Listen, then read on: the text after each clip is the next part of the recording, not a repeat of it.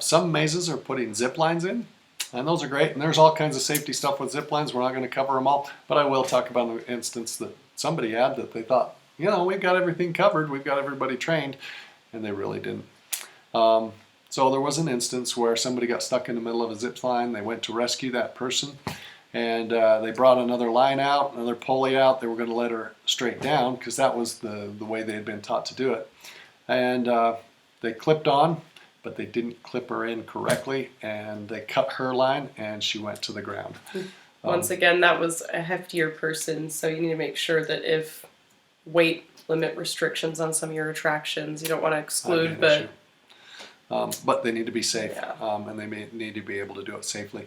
But again, it was an oversight. Now they've changed their procedures. They usually call emergency personnel if they have somebody stuck, and they don't attempt to do the rescue. That way the liability, one, is with the emergency personnel, and they're trained to take care of it and do it right. Double checking, making sure they're clipped in, a lot of things like that. There's other ways that people can get hurt, and if you're going to do that, you want to do it safely. I know of some other zip lines that are not necessarily the big tall zip lines, and a lot of people are putting the smaller ones in. Make sure that people can slow down correctly. I've seen people put up like a mattress at the end that people plow into. Well, that's good if you're a 50-pound kid, but when you get to be my size or a 200-pound person, it hurts when you hit that end of that thing. And the maze owner thought, well, it's just fun. That's the way we used to do it as a kid. But I'm not sure that that's always going to be the safest way to do it. I hope nothing happens, but try to have proper slowdown. And so there isn't an injury along those lines. Some people do what we call zip or swing lines, where they have kind of swing seat and they're a little bit. You just want to watch those, take a look. Again, making sure people can slow down. They're not flipping up at the end. You don't want to flip kids off of them and that kind of thing. Make sure they're long enough, they're not too steep. And they can have a good and fun time with them, not too high off the ground. Those are, kind of common sense things that you want to take a look at. Just, you may not always see something coming. And one experience that I didn't see coming was at Anderson Farms. Mm-hmm. It's last year, wasn't it? I don't know how many years ago. I was told about it. So Anderson Farms has some great... super cool place. Yeah, it's a super cool place. Has some great iron sculptures. I really love them. So they made this pig out of a propane tank and painted it pink. And so it was this big pig. Big pig! Oh yeah, big pink pig out there. And so they made the head out of metal and they welded it on, and it was fun there. And on the other end of a pig, there's a tail, and they made a little curlicue, or had a little curlicue tail. Well, they stuck it out there as a picture op, not expecting people to climb on it. Well, it wasn't too long before people wanted to ride that pig and get their picture on that pig as well. And so that became a popular attraction that they had there, was this pink pig that people were wanting to sit up there. Well, one day, a little girl climbs up that, and when she got off and slid down or something, and I'm not exactly sure exactly what happened or how much damage was done, but she slid off of where the tail was, and the end of the tail caught her. Ripped up her leg, groin, just really bad situation. It was a really bad situation, and hospital stay and work, and I don't even know if there was some long-term efforts, but it actually was a significant payout, as I understand, on the insurance. I might be wrong a little bit on that, but it was an issue. They didn't see it coming. They didn't expect it. You wouldn't think that, I'm going to make some cute sculpture that somebody can get hurt on it, but people climb on things. They pulled that out of there. They no longer have that there. I think they've got it back behind a fence so you can see it, but you can't get up to it. But again, it was a little thing. You wouldn't have seen it coming. I wouldn't have seen it coming. So kind of keep that in mind when you're looking for safety issues. There's sometimes things that you don't see coming. Just pointing that out. As we talk about mazes, corn mazes, we're big in corn mazes. We like those. It's been pretty great because over the last 20 years, we haven't seen too many significant accidents happen within a corn maze. They're relatively safe. I've seen a lot of safety regulations that I think are way over the top, especially as many corn mazes are out there. Millions of people have went through. We have a really good track record. But there are a few instances where I know of a few instances where people have been hurt. One was they stuck some steel posts out in the maze and they didn't put caps on the top of those steel posts. Somebody else was in the maze. They were horsing around. One kid shoved another kid, caught his face on the metal post as he went down. Most of it off. Ripped a big chunk of face away. So that was a pretty sad experience. And those are pretty cheap caps to get put on there. They've got lots of different kinds. They've got great big white ones. Yeah, they're like $1 something a piece. So easily cap those if you've got steel posts in the maze. Or on your property where people are too. Most of the time I wouldn't put steel posts in the maze, except you'll say, well, Sean, you put steel posts under the checkpoints, but they're under the checkpoint plastic. No. So you can't even see that it's a steel post when you're there.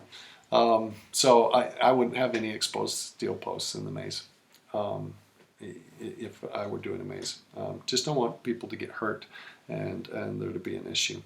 Another issue I experienced when I was doing my maze, I planted sorghum sudan grass, thought, hey, this is a cheaper, easier way to do it. As it turns out, once it freezes, that's going to become a little bit more of an issue. It was. It was a fire hazard, and I would never want to run that way again. And I've seen a few instances over the years where I think, yeah, it could have been a fire hazard. You don't want a lot of straw. I had one maze that I did, they planted in a straw field. I'm thinking this is not going to be good once, because a wheat straw field is a lot more flammable than a cornfield. I will say cornfields are not really flammable.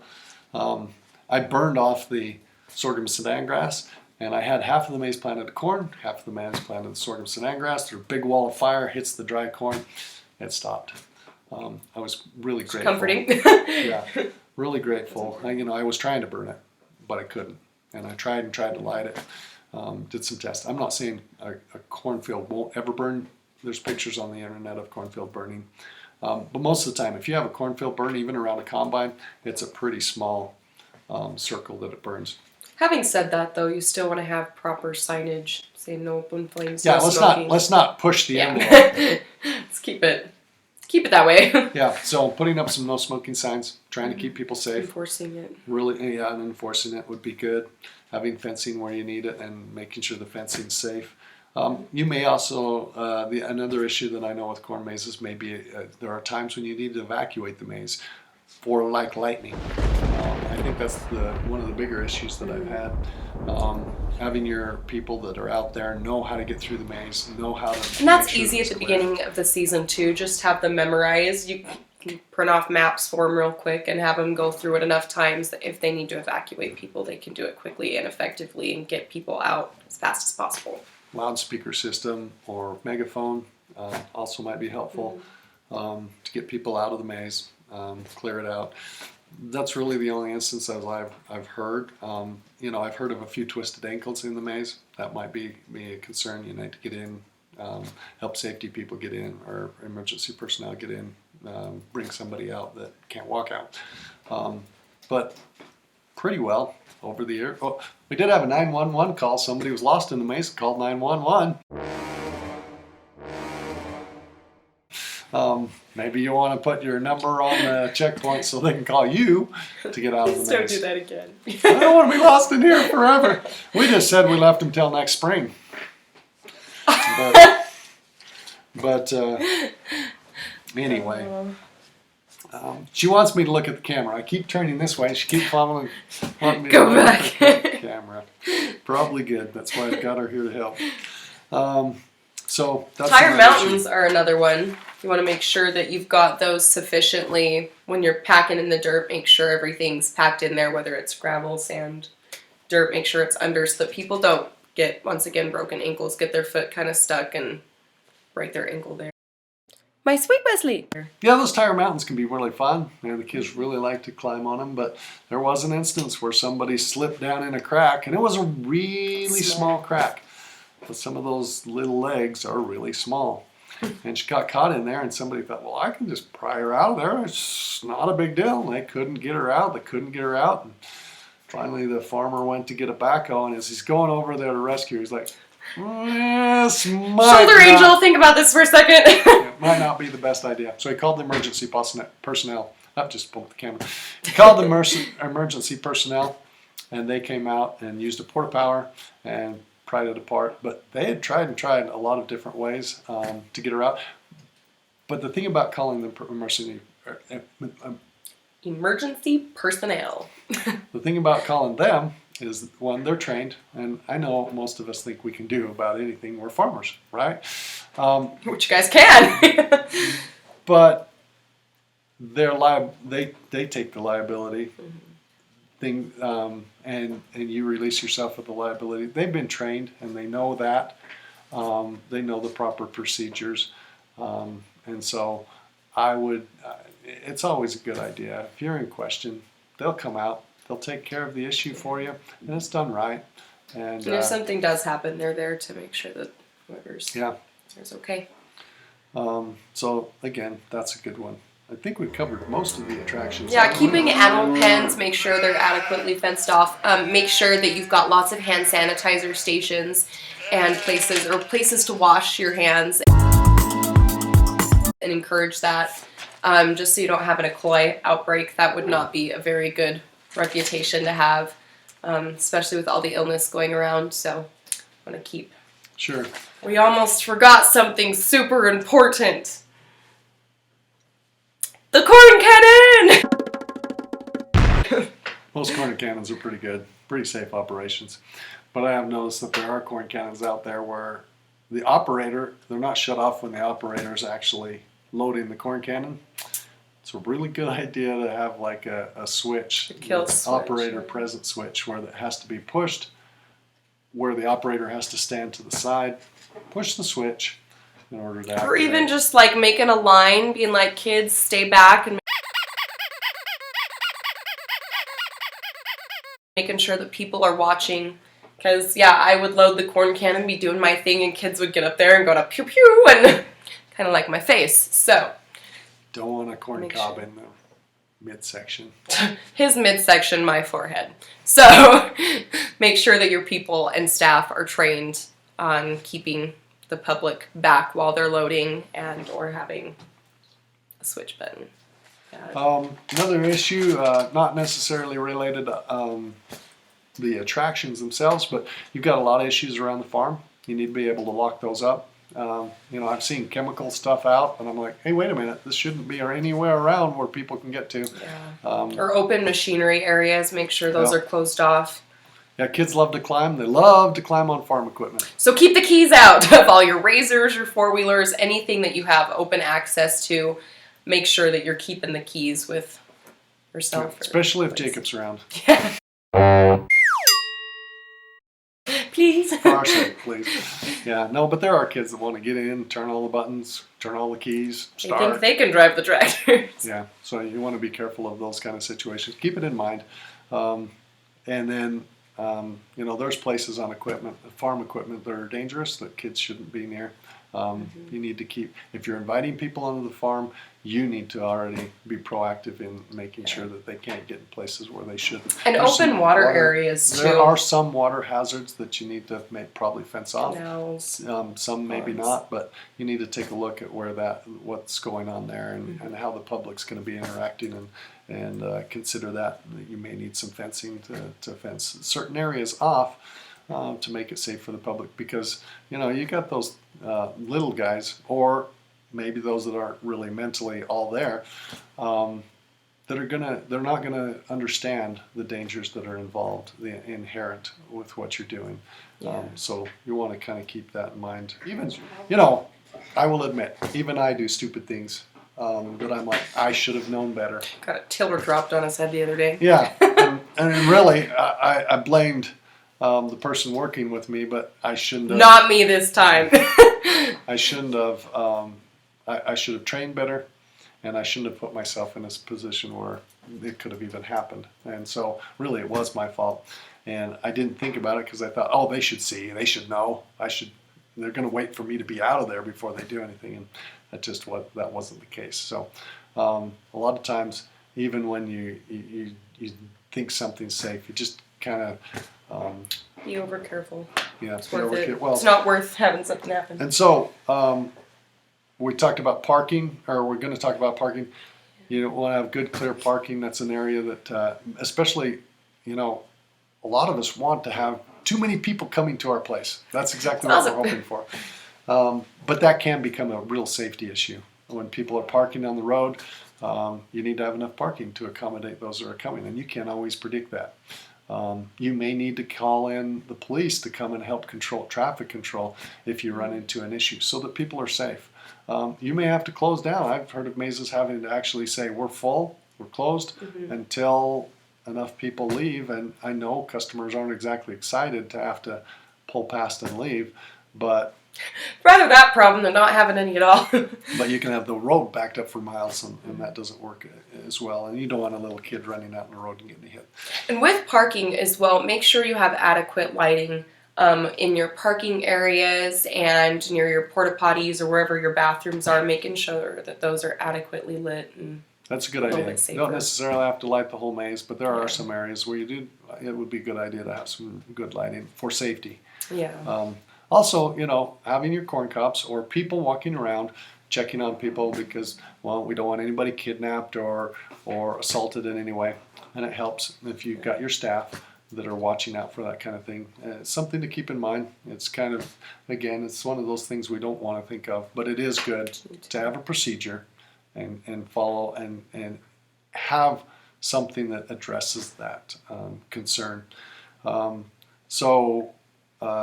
We talked about procedures, safety procedures or something. Precautions. Yeah, safety. You definitely want to have a larger first aid kit on hand wherever your main building or whatever you're doing. She's going into medicine. You should have seen the first aid kit she made for the snowmobile. It got a little out of hand. You never know what you could need. It ended up being a full-size. She's like, nobody's going to bleed out on me. Well... so make sure you have at least one big first aid kit, but I personally would suggest having your little tiny camping backpack size ones with all of your corn cobs just in case. So anyway, so it is good to have some first aid. There's a lot of paper cuts when you do a corn maze. Yeah, when you're running through the corn, people run their hands and occasionally that'll get a few people. So a Band-Aid's nice.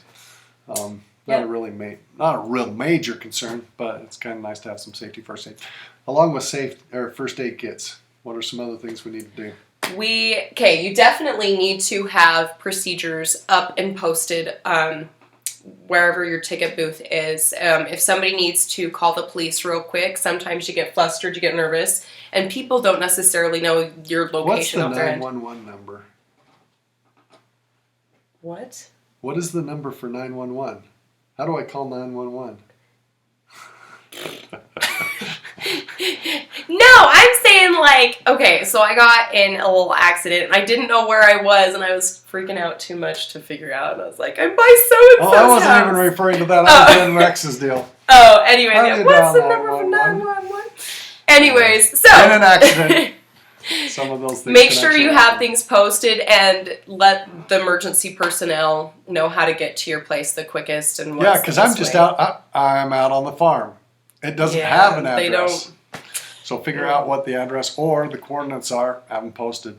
You might want to as well have posted different, if you have an intercom system, things to say. Because you don't want somebody, emergency, this is so bad, the corn maze is on fire, what do we do? You want to have something pre-written up that they can just over the intercom calmly say, okay, we need to... You need all my teenage employees are not going to respond in the best appropriate manner every time in every situation. Probably not. My track record's not great, but we're working on it. So have things very easy and simple for freaking out people to figure out and do. Would be good. Yeah. I was a teenager too, and I didn't respond appropriately in every situation. Learning experiences. Learning experiences, but hopefully we're learning when things are safe. So have some procedures, help them out, train them up, let them know where things are, let them know where to go to get help, let them know where the emergency numbers are, let them know where the address is or coordinates are, so they're not trying to look it up. And when you easy get to find stressed, that in a quick or way. it's cold, you're thinking, well, they should be able to look it up on the phone, or they should be. Take those things and make those so that they're not issues. You can't mess it up. There are times when you need somebody there fast, and you need to be able to give them good directions. So having that stuff along with first aid kit, probably make sure you have an AED at least somewhere on your farm. What's an AED? An AED is the like clear. Psh, Oh, I don't one of know. those things. You also I told you she's going into medicine and she's taking it to the ultimate. no. extreme. You never know when somebody's gonna have a heart attack or stroke out or something. Well, So maybe and somebody, but maybe speaking of, somebody that was trained in CPR might be a good idea. that is a good idea too. You want to have your employees trained in CPR. Yeah. I don't know that everybody knows how to run an AED.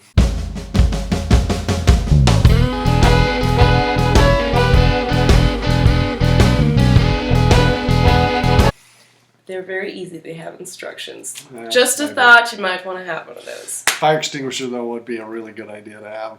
I'd probably put that first, or one of them. Top of the budget. Yeah, priorities, definitely. And as long as so there's quite a few things. Again, check the Maze manual. Go back to that. Review that. We have insurance listed there, but your insurance agent might be a good resource to go to. They Farm Bureau, they'll have some information as well, and so you want to take a look at having a new, fresh set of eyes that are seeing things differently than you see them. An insurance guy gets to deal with all kinds of problems, so they're He looking sees things for that things you that wouldn't. are going to cause a problem. Invite them out, have them go over things. Make sure you're covered on everything. It's really nice to know that you're actually covered, because there are farms that, oh, I thought I was covered. They don't cover what I'm actually doing. I know we're trying to get away as less expensively as we can on the insurance, but you don't want to have a hole there that you're actually not covered, because then what's good is the insurance. So if you have your insurance agent come over and take a look at things, or they can recommend, make some recommendations, that might be a really good idea. Maybe a friend that you have, or some kind of person that can take a look at your operation from a different set of eyes, because you've been there every day, you kind of know. You've there's lived lot and of worked on a things farm. we just put in the back of our mind. I mean, I don't. Every time I don't go to the shop, am I looking for all the safety violations or the can of open gas sitting next to the welder? You know, sometimes you look down and you go, that was not smart. You just don't want to have those kind of instances. Good thing I'm around here. Yeah, so you want to remove some of those problems before they can become a serious problem. So that, basically we're saying take a look at what's going on. You need to take it to a certain time period during the year where you go over the safety precautions and take a look at what might happen and prepare and mitigate the risks that are coming along with this. And it can be a great experience. There's, like I said, millions of people that come out and visit our farms. So we're not looking for the 1% and we're safe. We're way below that number. We want to make it so that more people can come out and keep coming to your maze. But it's your responsibility, to make sure that people can have fun and stay safe on your farm. Stay safe. Well, it was fun to go, I don't know, it was good to go over some of these safety things with you. Hopefully you'll be able to take this and take a look at your farm. And if you have any questions too, just give us a call. We have many years of, or he has many years of knowledge and has heard a lot of things around the industry. And another really good resource is the Mazeplay manual. It has got all of this and more information in there on how to best protect the people on your farm. Yeah. So. Bye.